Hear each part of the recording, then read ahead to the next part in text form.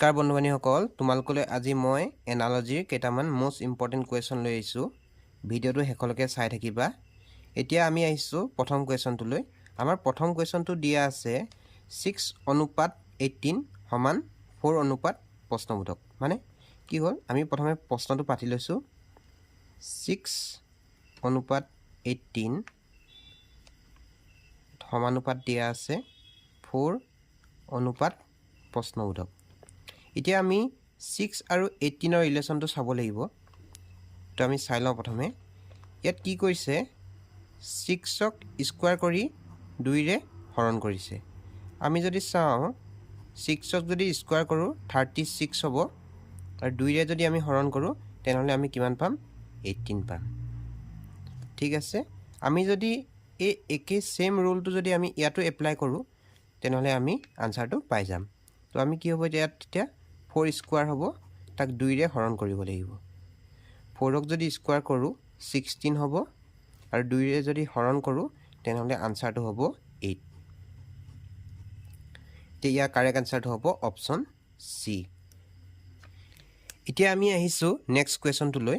Next কুৱেশ্যনটো আমাক কি দিয়া আছে, 42:56 সমানুপাত 72 প্ৰশ্নবোধক। আমি প্ৰথমে প্ৰশ্নটো পাতি লওঁ। 42:56 সমানুপাত 72 প্ৰশ্নবোধক। এতিয়া আমি এইকেইটা চাই লওঁ কেনেধৰণে পাইছে। আমি যদি 7 × 7 কৰোঁ তেনেহ'লে আমি পাওঁ 49, আৰু এই 7টো যদি আমি মাইনাছ কৰি দিওঁ তেনেহ'লে কিমান পাওঁ, 42।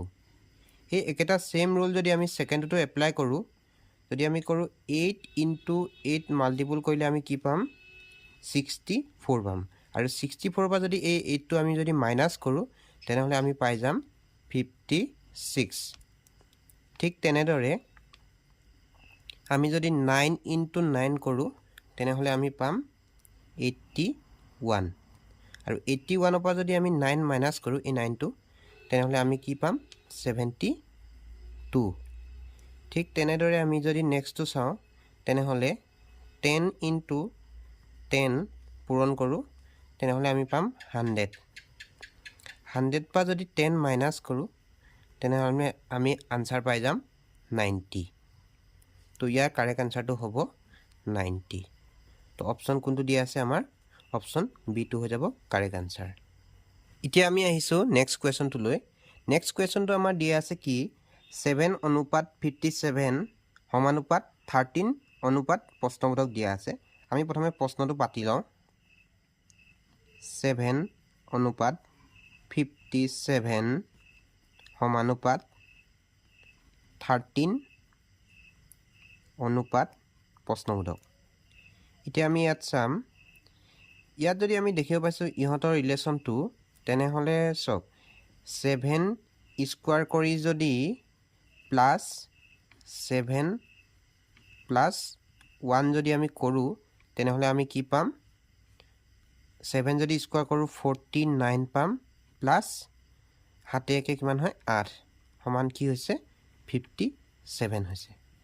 মানে 7টোক স্কুৱাৰ কৰিছে আৰু প্লাছ এই 7টোৰ লগত 1 প্লাছ কৰিছে, তেনেহ'লে আমি আনচাৰটো পাইছোঁ 57।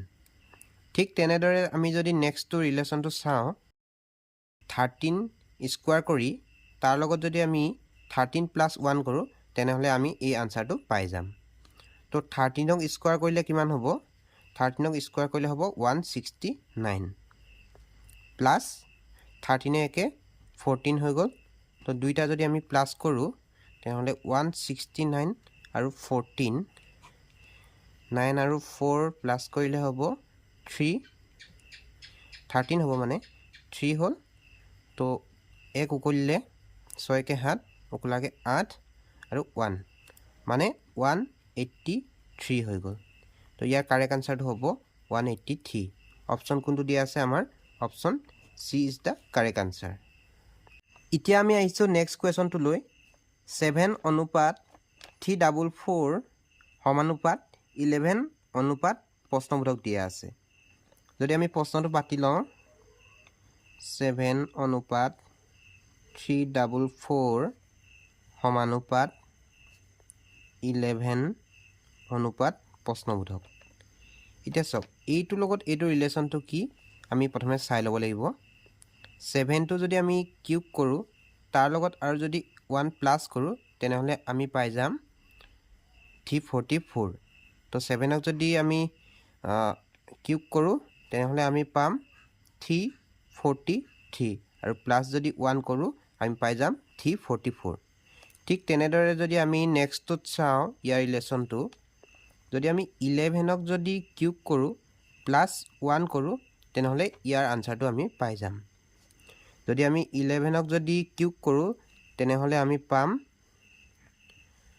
1331 আৰু ইয়াৰ লগত যদি আমি প্লাস 1 কৰো তেনেহলে আমি পাই যাম 1332 ইয়াৰ কাৰেক্ট আনসাৰটো হ'ব 1332 তেনেহলে অপচন কোনটো হ'ব আমাৰ option D is the correct answer এতিয়া আমি আহিছো নেক্সট কোৱেশ্চনটো লৈ নেক্সট কোৱেশ্চনটো আমাক কি দিয়া আছে 3 অনুপাত 20 সমানুপাত 7 অনুপাত প্ৰশ্নবোধক দিয়া আছে আমি যদি প্ৰশ্নটো পাতি লওঁ 3 অনুপাত 20 সমানুপাত 7 অনুপাত প্ৰশ্নবোধক এতিয়া আমি 3 লগত 20 ৰিলেচনটো প্ৰথমে চাই লওঁ আমি যদি ইয়াত 3 টো স্কয়াৰ কৰি তাৰ লগত যদি আমি 2 পূৰণ কৰো আৰু যদি 2 প্লাস কৰো তেনেহলে আমি পাই যাম 20 মানে 3 3 গুণ 9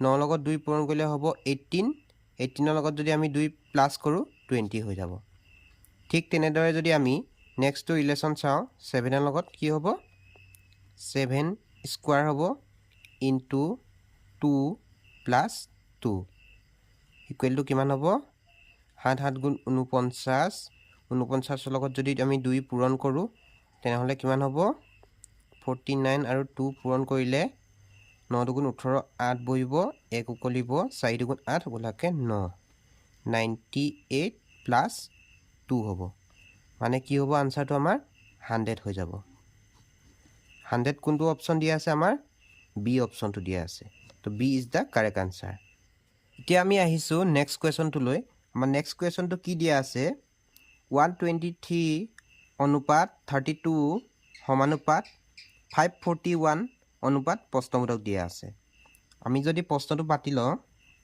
123 অনুপাত 32 সমানুপাত 541 অনুপাত প্ৰশ্নবোধক দিয়া আছে আমি তে ইয়াৰ লগত ইয়াৰ ৰিলেচনটো প্ৰথমে চাই ল'ব লাগিব ইয়াত কি কৰিছে 1 টো এবাৰ দিছে প্লাস 2 টো স্কয়াৰ কৰিছে প্লাস 3 টো কিউব কৰিছে আৰু আনসাৰটো কি পাইছে 1 গুণ 1 প্লাস 2 দুগুণ 4 প্লাস 3 3 গুণ 9 9 3 গুণ 27 মানে কি হৈছে এইটা যোগ কৰিলে হ'ব 32 ঠিক তেনেদৰে যদি আমি ইয়াৰ ৰিলেচনটো চাও তেনেহলে 5 ক এবাৰ দিব লাগিব প্লাস 4 ক স্কয়াৰ কৰিব লাগিব প্লাস 1 টো কিউব কৰিব লাগিব তেতিয়া আমি কি পাম 5 গুণ 5 প্লাস 4 টো যদি স্কয়াৰ কৰো 16 হ'ব প্লাস 1 টো যদি কিউব কৰো আমি 1 হ'ব তেনে আমাৰ আনসাৰটো কি হ'ব আমাৰ আনসাৰটো হৈ যাব 22 ইয়াৰ কাৰেক্ট আনসাৰটো কোনটো হ'ব option B is the correct answer মানে কি হ'ল এই 1 টোক এবাৰ দিছে 2 টোক স্কয়াৰ কৰিছে 3 টোক কিউব কৰিছে আৰু আনসাৰটো 32 পাইছে ঠিক তেনেদৰে যদি আমি এটোত চাও 5 টো এবাৰ দিছে 4 টোক স্কয়াৰ কৰিছে আৰু 1 টোক কিউব কৰিছে তো তেতিয়া আমি আনসাৰ কি পাইছো 22 পাইছো তো ইয়াৰ কাৰেক্ট আনসাৰটো কি হৈ গ'ল অপচন বি 22 হৈ গ'ল এইটো আজি আমাৰ ভিডিঅ'ৰ শেষৰটো প্ৰশ্ন আছিল যদি ভিডিঅ'টো ভাল পালে তেনেহলে লাইক শেয়াৰ আৰু সাবস্ক্ৰাইব কৰিবলৈ একেবাৰে নাপাহৰিব ধন্যবাদ